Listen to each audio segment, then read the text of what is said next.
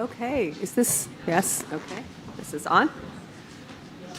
All right, well, we are going to get going. I still see some folks in the hallway who are taking part in our refreshments and grabbing water bottles and other IBES swag, but we're going to get started.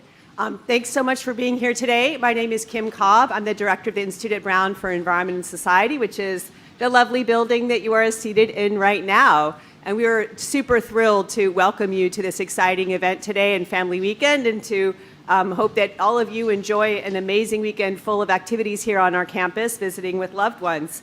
So first of all, I wanted to make sure to give a huge debt of gratitude to our incredible staff here who have worked so hard to put this event together.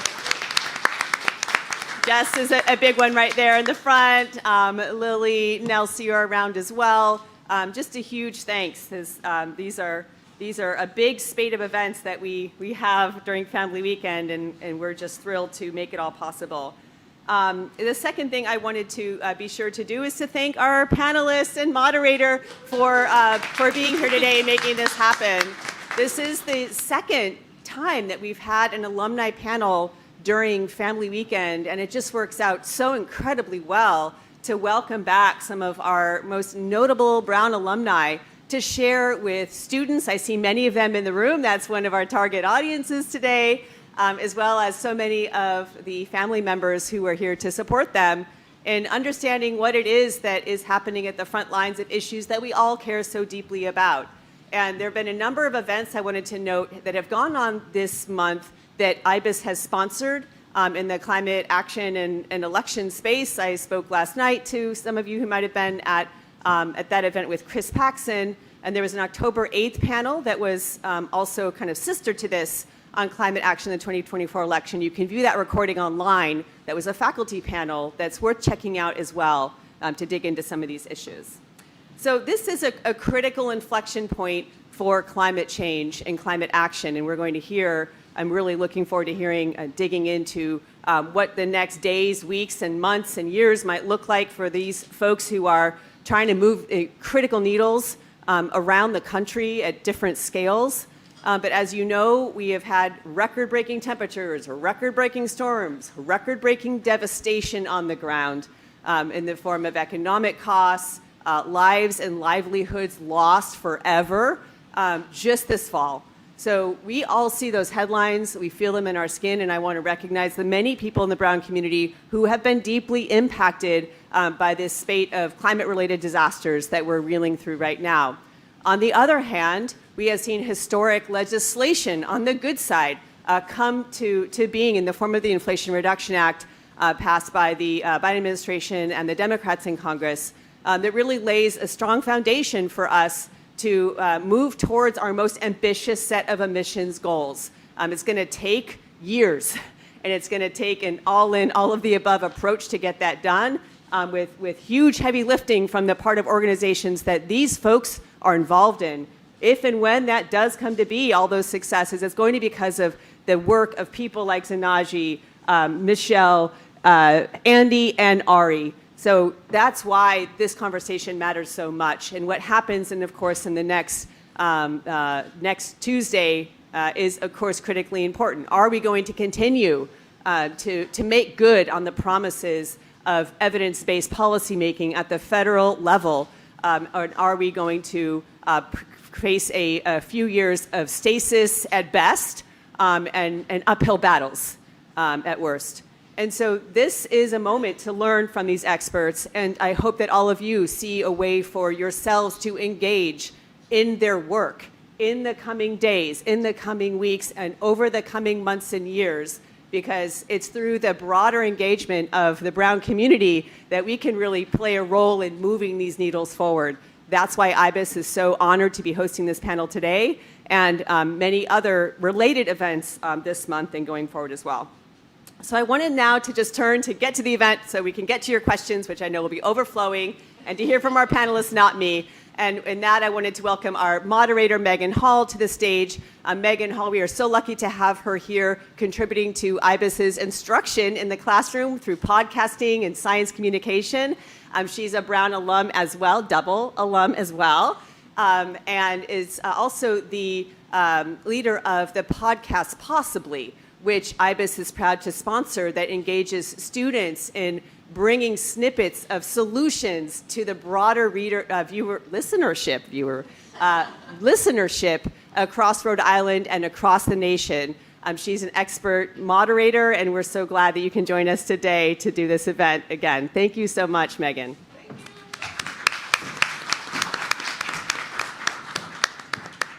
Thank you, Kim. Excited to see all of you here today. That's us up on the screen, Possibly. I just want to give a final push. You can subscribe to Possibly wherever you get your podcasts, and the episodes are only 4 minutes long. So they're just really great bite-sized pieces that are made by Brown students. They do all of the research, and we really try to make climate change accessible.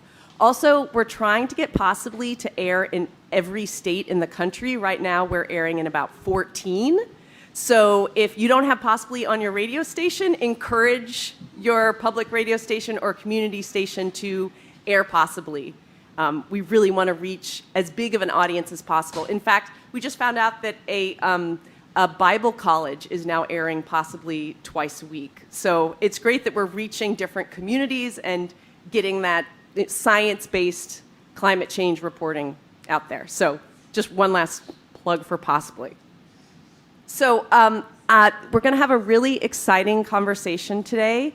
It's great that we brought together alums from a great span of experiences and backgrounds. I'm going to let them all introduce themselves and explain sort of who they are and what they do. It's sometimes easy to get in the weeds when you're trying to explain like what it is you do, how you accomplish this. So a question I usually ask when I'm conducting interviews is introduce yourself and then explain what you do the way you would to a friend or family member who knows nothing about this field.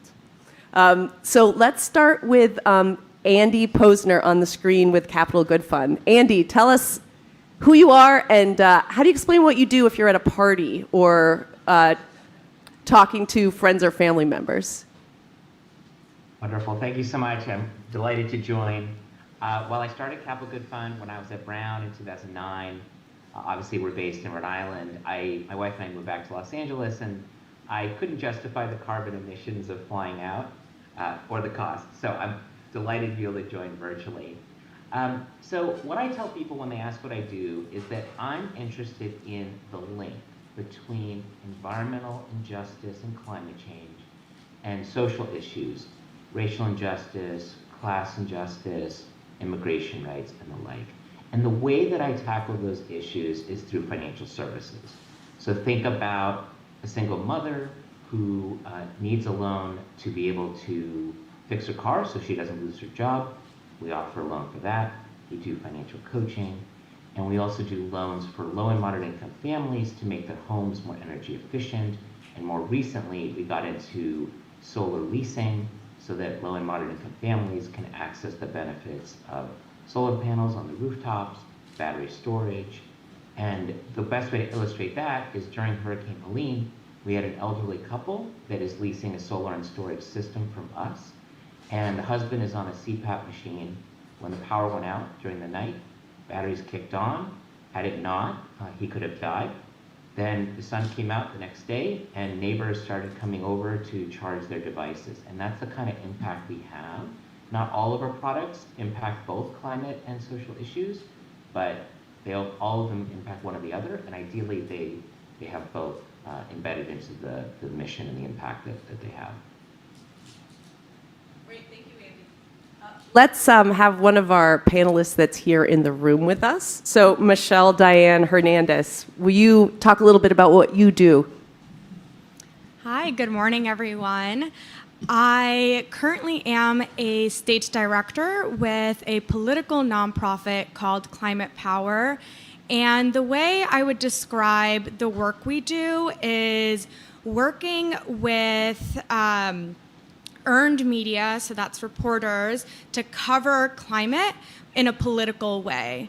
And on the flip end, we do paid media, and that is working to create ads, whether that's TV, radio, or online social media, that carry this climate messaging in a way that resonates with your everyday person.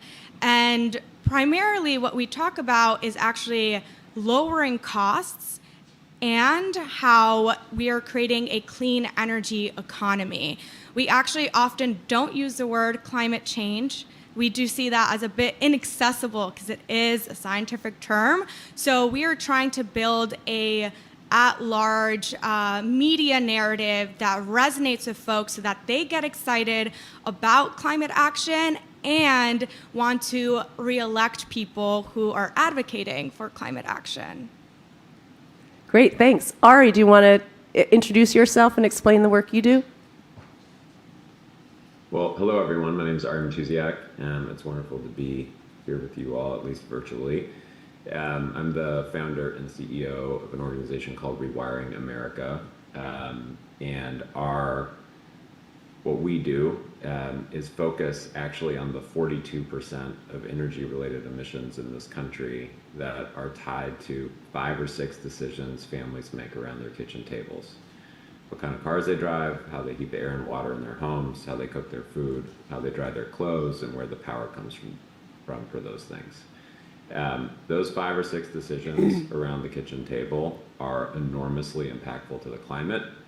They also are enormously impactful to people's kitchen table budgets, to family health, to community vitality.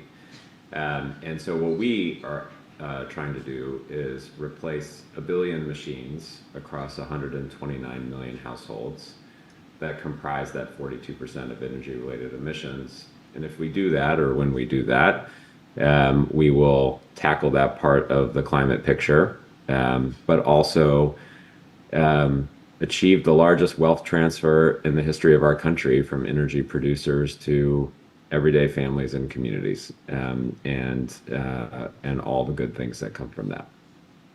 Great. Zinaji Artis, how would you explain what you do at a party? Yeah. So one of my close friends likes to answer this question with saying that he gets up every day and he does his best. So I resonate with that. I do my best.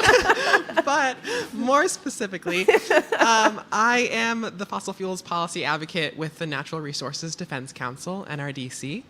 And NRDC is an international environmental advocacy organization. So most of our work focuses on the United States, but we also have offices in India and in China. And the focus of my work is opposing fossil fuels on oil and gas specifically on public lands and waters. And you can think of public lands, national parks are public lands, national forests. Yeah.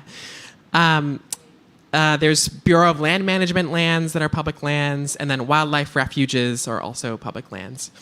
In offshore, the area of land between 3 miles off the coast and 200 miles is the outer continental shelf, and all of that are public waters. So those are federally managed waters, and that's where offshore drilling mostly happens. And so I work to oppose new oil and gas in those areas of federally managed lands in the United States.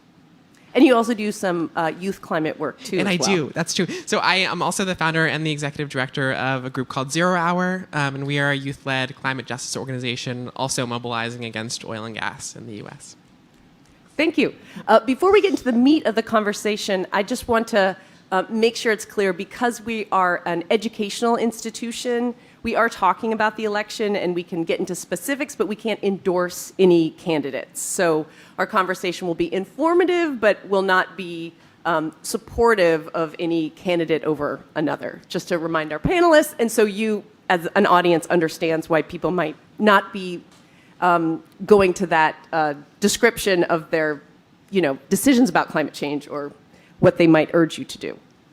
So let's get into the sort of general tone around climate change in our country before we talk about the election. I was talking to a friend of mine who actually runs a garden center, and she said that in the past 18 months, she's noticed more people being forced to talk about climate change because their plants aren't growing in the way that they used to, or the seasons aren't looking the way they used to. And we've also seen these extreme weather events. So in your experience working in this field, have you noticed that shift, and what does it look like? Who wants to start?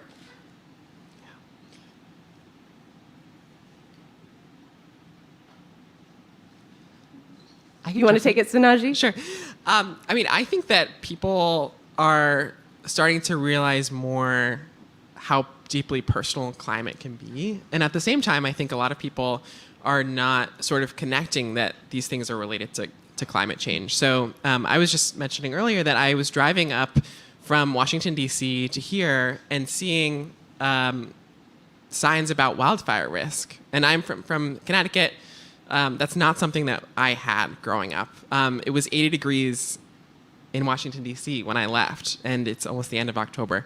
And I think that people are recognizing that there are things happening all around us that are changing, and changing very quickly, that we were noticing, but not necessarily connecting that to climate change. And I think that's a huge focus of all of our work here, is to talk about climate change in a relatable way, to get people to understand that what they're seeing in their homes and in their daily lives is really impacted to this whole larger global system around consumption, around reliance on exploitation and oil and gas, that's really having an impact on our personal lives. Michelle, are you seeing that in the work that you're doing? Yeah, and I would say I think this is becoming a bigger conversation because of the costs associated with the climate crisis. We are seeing extreme weather events that are costing tens of billions of dollars. I'm sure, I don't know the exact number, but between Milton and Helene, those hurricanes were easily, I think, several tens of billions of dollars. And it's not just theoretical money. This is folks' homes who have been lost, which we know homes are one of the biggest builders for the middle class. And then you also have home insurances skyrocketing because of the fact that the home insurance industry now has to adapt to all of these increasing costs and risks. And so once people realize how much they are losing due to the climate crisis, I think it's becoming a bigger narrative. And if I can offer a flip end to it, because of the messaging work that my organization does, climate action saves money, not just obviously in the long term by addressing the climate crisis, but because of laws like the Inflation Reduction Act that are investing billions of dollars towards a clean energy transition that is allowing homeowners to take advantage of tax credits and rebates to add solar and make energy efficiency upgrades to their home, which means lowering their electricity costs. Like their monthly utility bills are going down when you make these eco-friendly and climate-conscious decisions. And also, you're creating a whole new clean energy economy that's creating hundreds of thousands of jobs that are good-paying jobs and that are only going to be in higher demand in the years to come. Andy, you're assisting people with some of those investments. Are you seeing a shift in perspective on climate change as the weather gets more intense or as these expenses pile up? I've been thinking a lot about this. So here's my concern. There is definitely a segment of the population for which the climate crisis is becoming more clear. There's also a growing segment of the population that doesn't seem to live in a fact-based world. And there are a lot of powerful interests that are weaponizing lies and misinformation. And that creates a very scary situation. We started to see this in COVID with vaccines, but now during Hurricane, I think it was Milton, there's a lot of people who were angry at FEMA.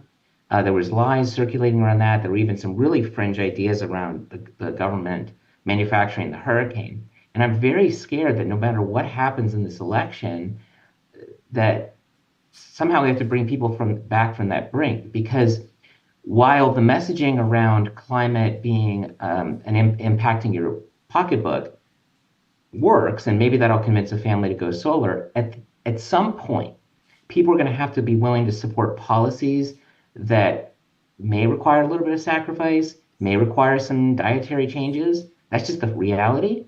And if people don't believe in the science of climate change, I don't know how you build support for that. And that's the thing that really scares me, and I don't have a solution for that.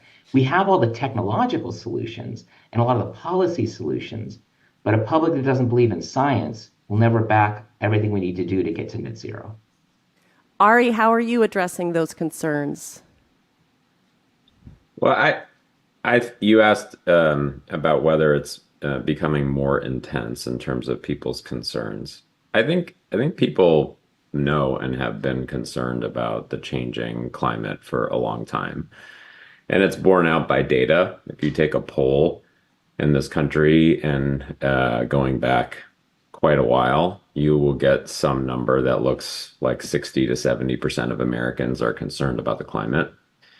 And that's durable. And if anything, it's a growing number, not a shrinking number. But then if you ask people what they should do about it, the number one thing that they say is that they should recycle. And the number two thing that they say is they should stop eating meat. But as I mentioned at the beginning, that's not where their emissions impact is. Their climate heroism comes from the kitchen table decisions that they and their families can make. And that climate heroism is also a place of deep impact that is directly connected to their day-to-day lives. And I think it's really important that we focus on the day-to-day experience of families and communities and work to improve that day-to-day experience. And that is the best connection to climate, because what we're talking about in a climate resilient and abundant future is just a better set of things. And that is sort of instead of being operating from a position of anxiety, it's operating from a position of agency and opportunity. I know we're all anxious about the election, especially on the federal level, and we will get to that. But I want to talk about state and local elections. So, how is climate change on the ballot in those places as well? How do local issues, local decisions affect our response to climate change? Anyone want to take that? Yeah, I'm happy to start. I think maybe some folks are familiar with the term like think global, act local. And at the end of the day, climate action takes place at the local level. And you see, and it also depends on the state and the city, but you are seeing a lot of local elected officials stepping up when it comes to climate action, since they are being directly impacted by it, and or they're seeing the opportunities that are especially coming out thanks to, again, laws like the Inflation Reduction Act, but also the bipartisan infrastructure law, where they're investing, again, billions of dollars. I mean, this is like seismic change. It's truly changing things where local and state governments can tap into these funds to implement these clean energy projects and make other sorts of, energy efficiency upgrades that are, again, having to take place at the local level. And so these conversations definitely look different from state to state and region, but cities have been a major catalyst for climate action. And I think, beyond the federal, at the city level, there's so many exciting things that are happening. And I would encourage folks to even look at your own respective cities and how candidates are engaging around climate, because there's some extremely exciting progressive agendas and platforms that are coming out at the more local level. Anyone else want to talk about that? I would say, every election is or can be a climate election. One of the most overlooked elected bodies, or in many states it's elected, is the Public Service Commission or Public Utility Commission. I'll give you an example. So in Georgia, we are doing solar leasing. We got a $156 million grant from the EPA through the Inflation Reduction Act to scale our solar leasing program there. However, Georgia Power recently asked the Public Service Commission for approval to build 1.4 gigawatts of new fossil generation and to contract for another gigawatt or so of fossil generation from existing plants. And the Public Service Commission gave them everything they wanted pretty much. Now, where people have a voice, though, is that we did testify and intervened in that rate case, and we did succeed in getting the Public Service Commission to mandate a virtual power plant pilot. That was the only good thing that came out of it, and we were able to say, look, we have customers that are opting for batteries. If you do this, more families will get batteries. That'll have resiliency benefits and cost-saving benefits for the grid as a whole. But very few people know about public service commissions. Very few people feel comfortable or know how to testify before them. And in many states, those are elected officials. Anyone else want to chime in on the local and state impacts for climate? Yeah, I'll just jump in. So I was very involved in state sort of policy advocacy while I was a student with the Sunrise movement.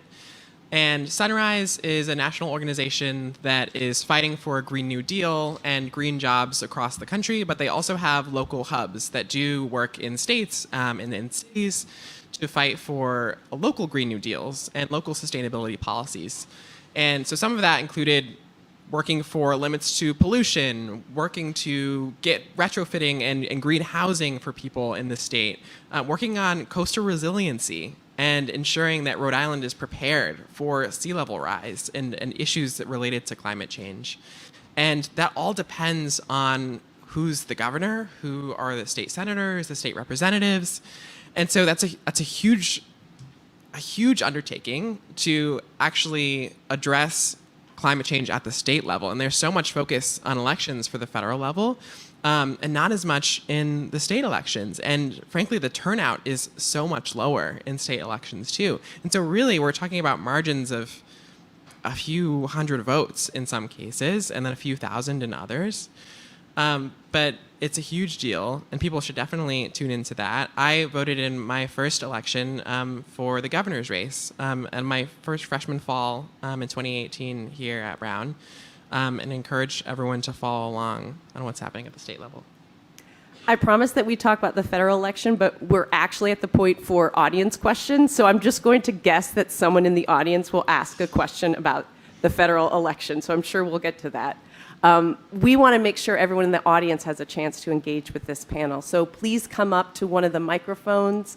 Make sure your question is a question, not a speech, because we want to make sure we have time for everyone to engage. So if anyone has a question, just please come up to the microphone. Hi, I have a question. Is that microphone on? Yeah, it sounds like it is. Okay, good. Yes? I have a question for you, Ari, if I may. I remember finding out that the whole concept of carbon footprint had actually been invented by British Petroleum, who they had hired some consultant as a way to deflect attention from the population on government regulation and get everyone so focused on, their insulation or their solar panels. And so I confess that I got kind of shut down then from trying to put solar panels on my roof because I thought, no, I should be focused on, advocating for state regulation. But when I listen to you, I hear that, no, those decisions around the kitchen table really matter.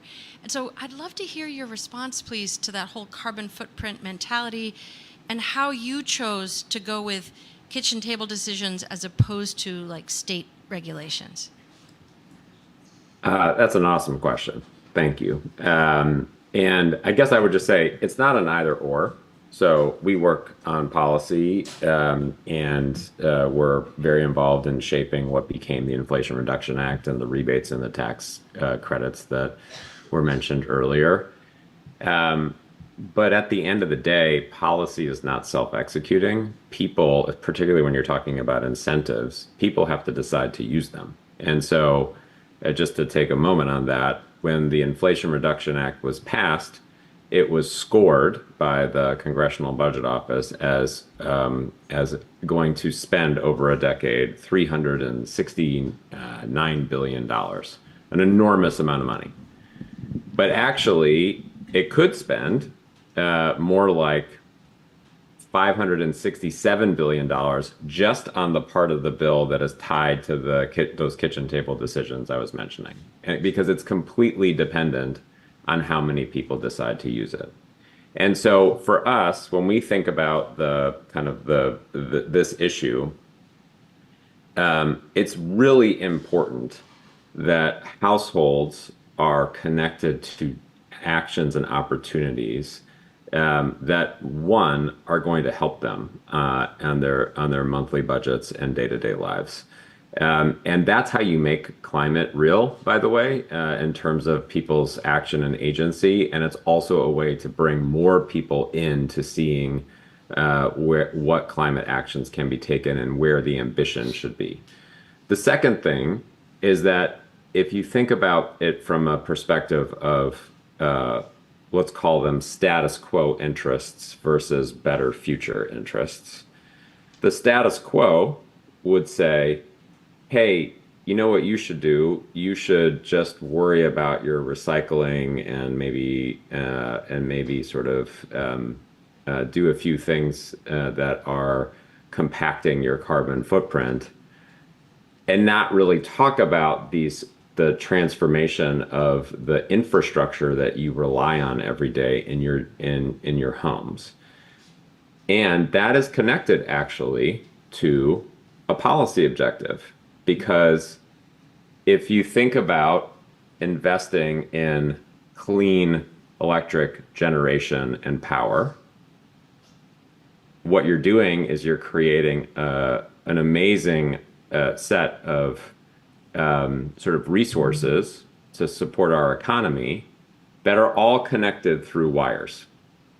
And if you have machines in your house that have pipes and not plugs, you're not connected to that thing, which means that the whole infrastructure that is designed around pipes coming into your house also needs to be maintained and perpetuated.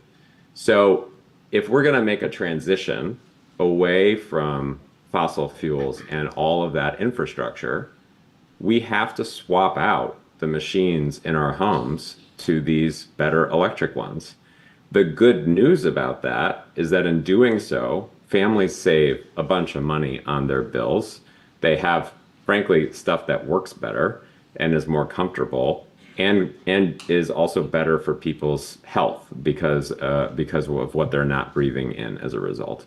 So this is all kind of an interconnected idea, but it does mean very much that what we do, the decisions that we make around our kitchen tables, are incredibly important to generating that sort of climate momentum, but also generating, frankly, the policy and political momentum to accelerate the transition.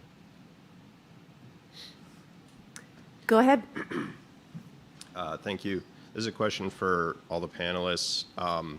So in terms of reducing U.S. greenhouse gas emissions, if you had a magic wand, what one thing would you facilitate or enact that you think would most move the needle? And bonus question, if you want, what one thing as a function of impact and also, let's say, political feasibility would you enact, assuming those are going to be two separate answers? So did everyone hear that? What if you could wave a magic wand to move the needle on climate change, what's the one thing that you would do? And then the second part was sort of practically speaking, what would you do? So like magical you're not thinking. Gonna get a carbon tax, anytime soon. Yeah. So let's start with the magic wand. So who wants to make a wish? I can jump in and share. I think, so my work focuses on public lands and waters. So I would say that we need to phase out oil and gas on federal lands and waters. And what that looks like is no new leasing for offshore drilling, no new leasing in the Arctic and Alaska for oil and gas, and then an eventual phase out of production on our federal lands and waters. And the new leasing part of that is the easier part because the administration can choose not to issue leases. And those leases lock in fossil fuels for a really long time. It takes 7 to 10 years to develop a new offshore lease. From lease sale to production, there's exploration of seismic activity, there's vessel traffic that's going through the Gulf of Mexico and other places. That is critical habitat for endangered species like Rice's whale, which there are only fewer than 100 left.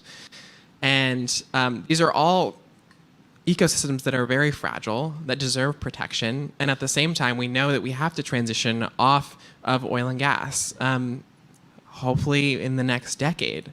And so when we're talking about new leases that could begin production 10 years from now, that's grossly misaligned with what we need. And so that's what I would say is no new oil and gas on federal lands. Michelle, what would you do if you could do one thing to move the needle? This is a great question.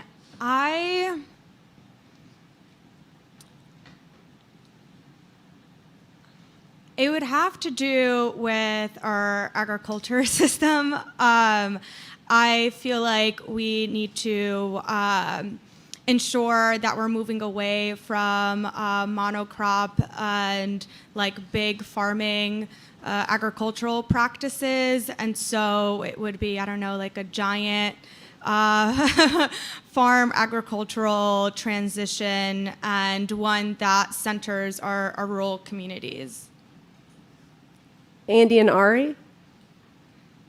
The Inflation Reduction Act, I mean, it's the most transformational legislation and in ways that are so nuanced that we don't have time to get into. The downside with it is that it is almost entirely carrots and almost no sticks, which means that while we're building record amounts of clean energy, we're still building fossil fuels, like the 1.4 gigawatts of new fossil gas generation in Georgia. So unfortunately, my magic wand would be some kind of stick, whether it's a carbon tax, cap and trade, because as was mentioned before, we have to stop building the bad stuff and build more of the good stuff. Ari, what's your wish? One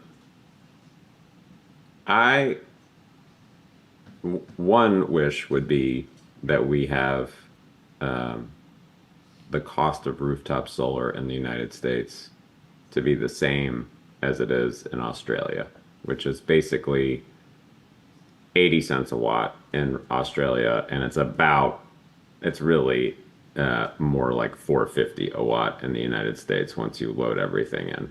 And the reason for that has almost everything to do with a bunch of regulations that jack up the price because of the cost of getting through all of the paperwork and the sort of like procedures and everything else. And if we pushed solar prices down to what they should be, you would have this mass adoption. It would just be a no-brainer. It would be a mass adoption of rooftop solar everywhere where kind of the sun hits the roof. And that would effectively pay for these other decisions that people can make around their kitchen tables. So, and just to put it in context, when we electrify everything, we will quadruple electricity demand in this country, but we will cut the amount of energy we use as a country in half because of how much more efficient electricity is than fossil fuels. And a third of that electric generation can come from rooftops on our homes all by themselves. Next question, go ahead. Hello. This is a question I think primarily for Zanagi. In your work with the fossil fuel companies or working against them, have you noticed that they're losing influence at all in like the federal leasing process? And if so, or if not, what do you think are the most influential policies or actions by the public that actually weaken these companies? So is the fossil fuel industry losing its influence? And if not, or if so, what can be done to make that happen? Yeah. So I think that the oil and gas lobby is is not losing its hold on elected officials. People are still taking fossil fuel money in elections. There is a pledge called the No Fossil Fuel Money Pledge that has proliferated over the past several years to ask people running for office not to accept oil and gas money, but that is rampant still. And there are elected officials across the country who are fighting for what the oil and gas lobby wants because of that. I would say that a major thing that we could fight for to sort of address the industry's power is eliminating fossil fuel subsidies. We currently subsidize directly the industry over $20 billion a year. And we fought to get that included in the Inflation Reduction Act, but it was a compromise that was sacrificed. And those fossil fuel subsidies, some of them have been in the tax code for over 100 years now. And our tax dollars are going straight to this industry that is then coming back and fighting against climate legislation. So you can call your representatives about that if you have some time. Thank you. Next question. Yeah, so this is a question specifically for Ari, but the rest of y'all can answer as well. Ari, earlier you described a transfer away from using fossil fuels for home and building energy needs as the largest wealth transfer in American history.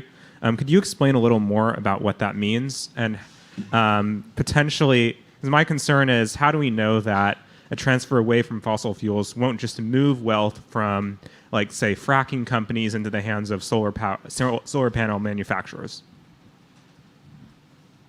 Well, certainly companies are going to do well in a world where you're buying things from them, right? And they have to manufacture them. So I don't think there's there isn't a scenario where there are no kind of market participants, as it were, in any sort of form of good and service that's being purchased in the market. The question really becomes about where the money goes. And so if you just kind of think about this in a really kind of logical way, it breaks down in the following pieces. So when we rely on fossil fuels, what that basically means is an enormous amount of investment is made to get those fossil fuels to you.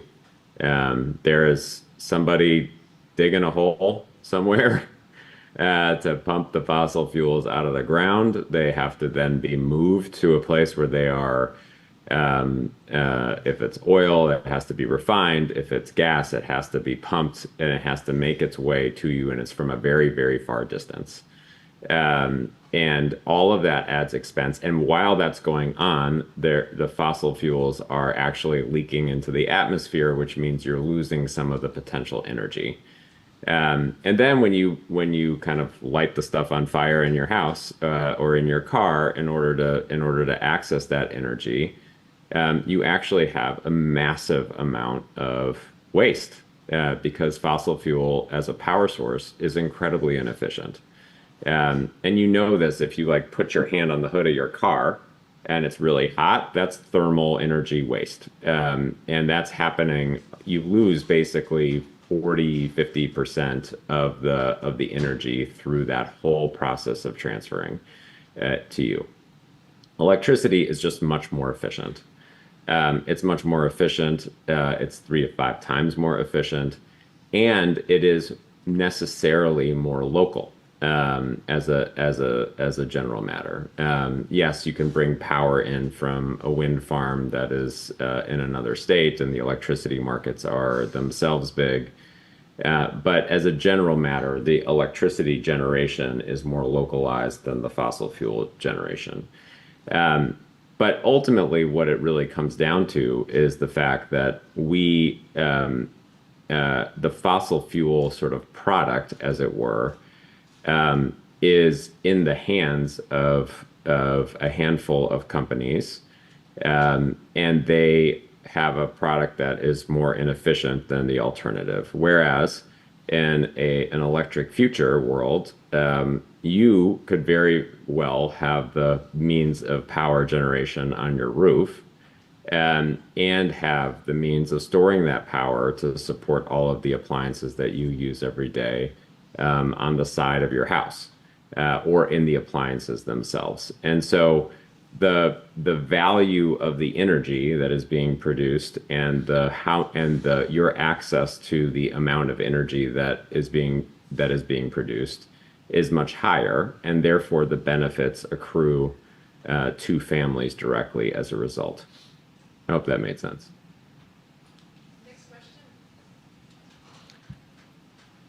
Thinking more about like the kitchen table economics, how should we think more closely about the local and municipal elections and building more of that local infrastructure, Ari, that you discuss? And is it right to not necessarily look at just the oil and gas, but also thinking about the home building industry and the zoning, the zoning hearing boards, et cetera, in terms of where we build infrastructure, housing?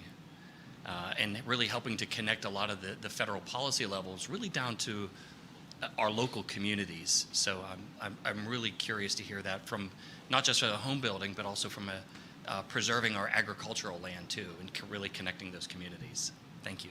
So for those of you who might not have heard, let me make sure I'm summarizing your question correctly. So how do we bring some of these issues down to local policy levels and not just thinking about the fuel industry, but also other decisions we make on a local level, like where we build our houses or what we require those houses to have, or where we put them? Who wants to weigh in on those sort of more local ways to affect climate change? I can start and then just say quickly a couple things. All of that stuff has a huge impact because the local decisions around zoning and permitting and regulations have massive bearing on the cost of these things, and there's a huge opportunity that comes with local leadership in terms of moving communities forward. So we do. Andy mentioned sort of the award that they received from the EPA, which was awesome. We were fortunate to receive an award as well. And what we're really doing is aggregating demand in local communities and working with community partners in order to get households sort of aligned around sort of what they can do. And what we're seeing is a bunch of local leaders are raising their hands to say that they want to sort of help their community move forward. And when they do that, when they sort of like organize their community, it actually makes it easier for everybody to participate in that better future. And so if you imagine a home builder having an opportunity to sort of build electric, a lot of times home builders just don't know what their options are. They've never contemplated that because they've been building stuff the same way for a really long time. I met a builder in Maryland who was building 250 units of housing for people who basically are working in an Amazon warehouse facility right around the land that they had. And they started off and they were building sort of just the conventional homes. We talked to them and sort of showed them what they could do to build all electric, and they figured out it would save them money in the process. They could build more cheaply and sell the homes more cheaply to families. So now, not only have they built those 250 homes all electric, every development that they're going to do going forward will be all electric as well. And that's kind of a mode shift that we can help to accelerate, and a lot of that comes through local leadership and opportunity. Next question. Michelle, I'm really glad you mentioned agriculture earlier. It's something that I think about a lot, and I think we don't talk about enough as like a really interesting way that we influence the climate and also way that our society operates.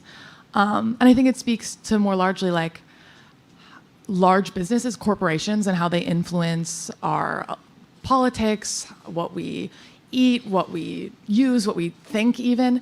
So I'm curious, I guess, like in a broader sense, even beyond fossil fuels, I guess it's kind of a selfish question. I'm a senior. I'm about to like go into the workforce. But like, what angles do you guys see as the most effective, and not just chipping away at like fossil fuel influence, but large corporations in general, and like putting power back in the hands of not only like consumers, like I think of how a lot of us are thinking, but also of like the people who produce goods, like all of us as like the broader society, like, yeah.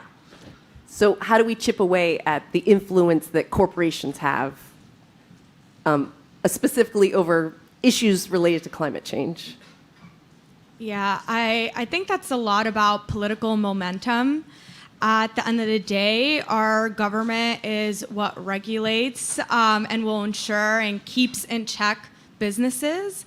And so in that, I think the term regulation and banning can often have like this negative connotation associated with it. So I also, as someone that focuses a lot on messaging, I also feel like there's like an element of how we have to influence our conversations around what it is that we are advocating for in the future that we want. And so in that, when people see themselves as part of change that they're excited about because their life and well-being is going to like positively benefit from all of it, that's when you get folks more activated, going to like town halls, engaging in mutual aid funds, engaging in community groups.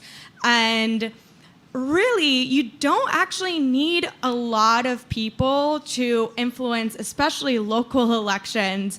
As someone that worked in a congressional office and a district office, there are not that many constituents that even reach out and talk to congressional offices. Please, if there's something that you take away from this, voting is not enough.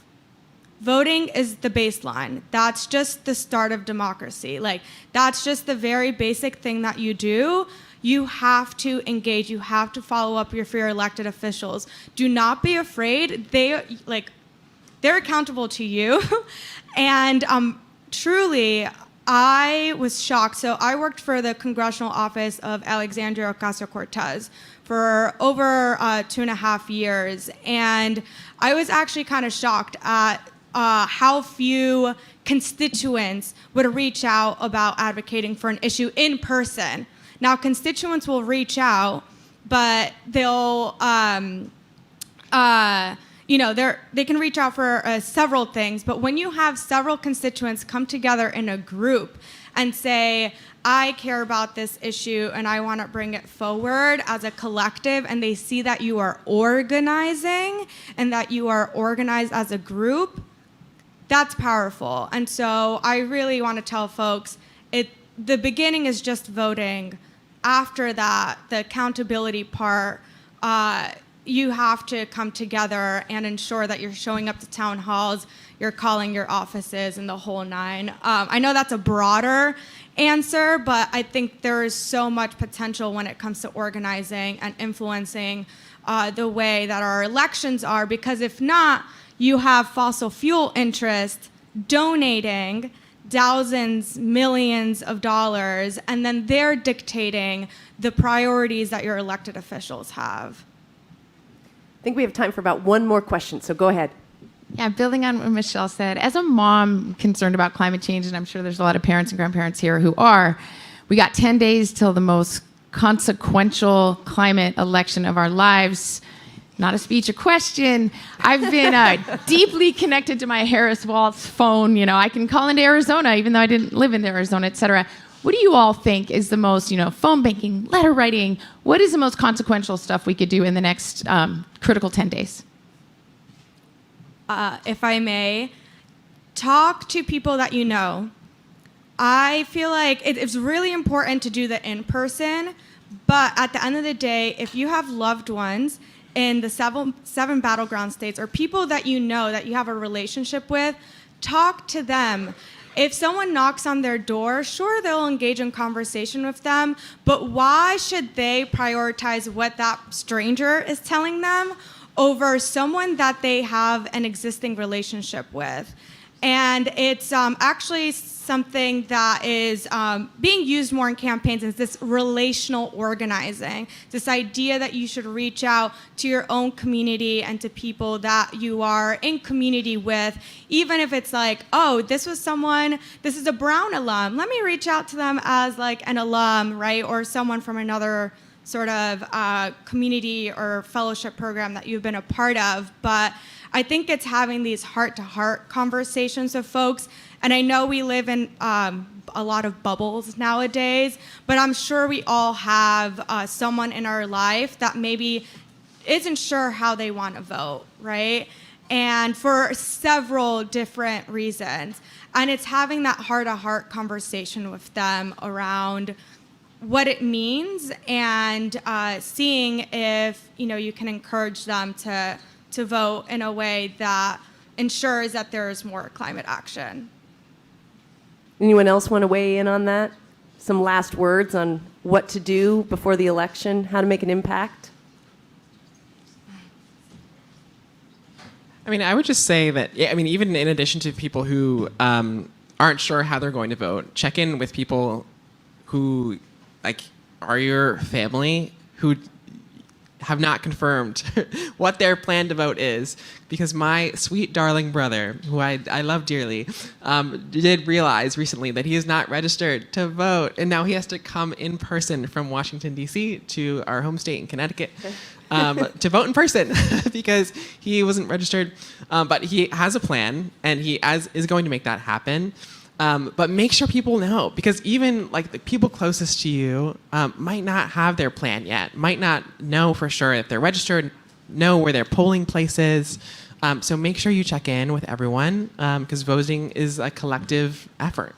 So.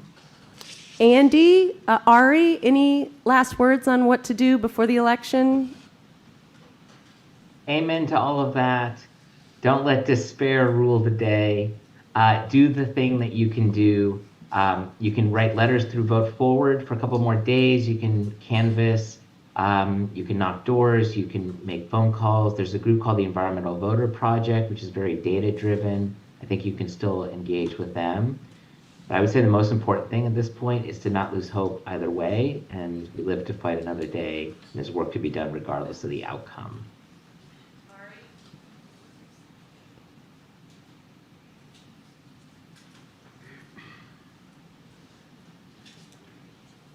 Yeah, I guess I'll just say quickly, I've been involved in a few elections now because the number after my name that ties me to the class at Brown is getting further and further back in the rearview mirror,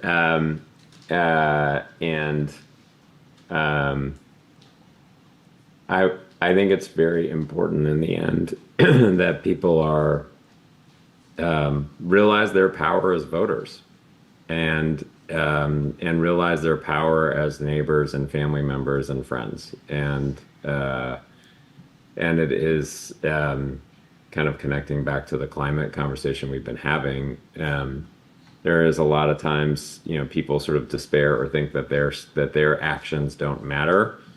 And that is just simply not true. Your as people say, your vote is your voice and your power, and it is part of our sort of self-executing responsibility as citizens. And as my old boss said, President Obama, it's the most important job that we all have is to be a citizen. So I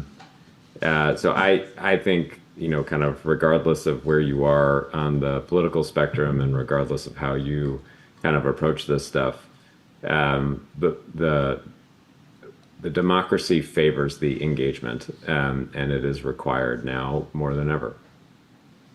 Thank you. We're going to leave it there. Thank you for a great conversation, everyone. Let's give it up for our panelists.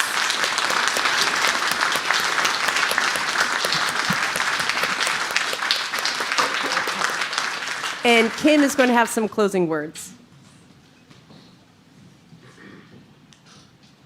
Wow, wow, wow. What a treasure trove of information and facts and momentum and inspiration that we all were just treated to. Thanks so much to the panelists again and to Megan for guiding that amazing conversation.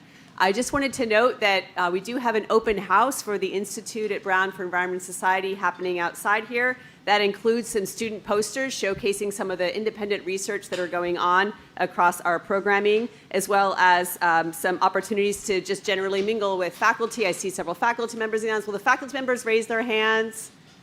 There we go. Okay, we have Dawn and Alan here holding down the fort. I'll be around as well as our students. How about the students affiliated with our program anyway? Raise your hands. Woot, woot, woot. Okay, so you can learn more about our programming there. We do have a number of events coming up in the near term that are really relevant to some of the issues that you heard here around climate and the environment and sustainability. The best way to learn about those events, and you can always live stream our events, hi, shout out to live streamers out there, is to sign up for our IBES newsletter. So please take the time to direct yourself to our newsletter sign up. You can follow us on social media as well. And a special shout out to our new alumni and friends network.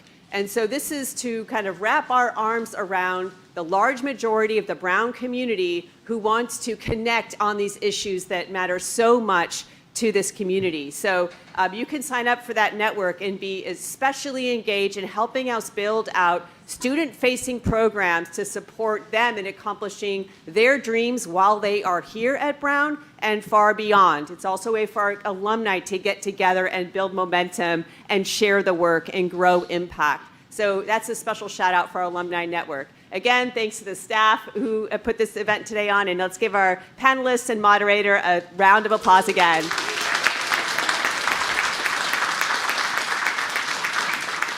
Incredible work. All right, everybody, I'll see you around for some open house activities. Thanks so much.